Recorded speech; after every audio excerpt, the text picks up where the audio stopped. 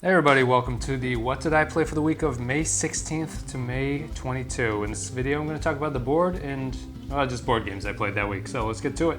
I was actually traveling this past weekend, so this list is kind of like a week late or something, but it kind of has a little bit of carryover with the dates. I was traveling, went up to beautiful New Hampshire, climbed to the top of a mountain and took a picture of it, and then we came back and there was a lot of drinking and some kind of socially games going on. So the first thing is Uncorked. We played Uncorked, which is it's like a wine drinking game that's very apples to apples, Cards Against Humanity. It's one of those games that there's not a lot of rules to it. You kind of just make up some shit and then people try to guess who's making up that shit.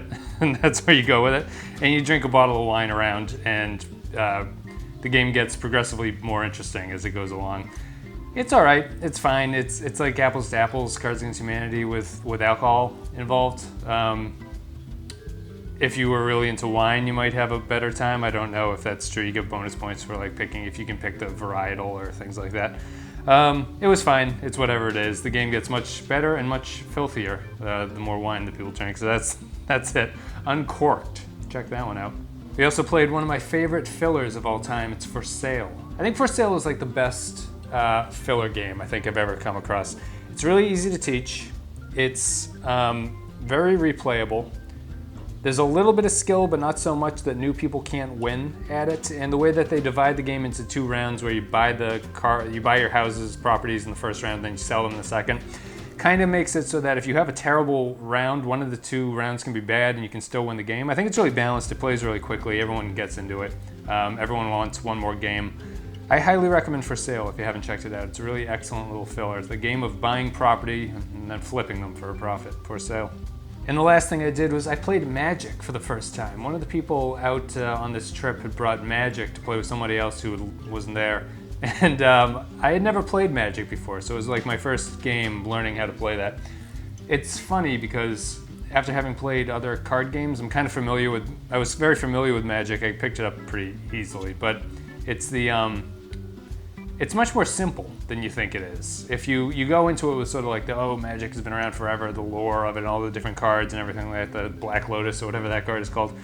And then you play it and it's really pretty simple.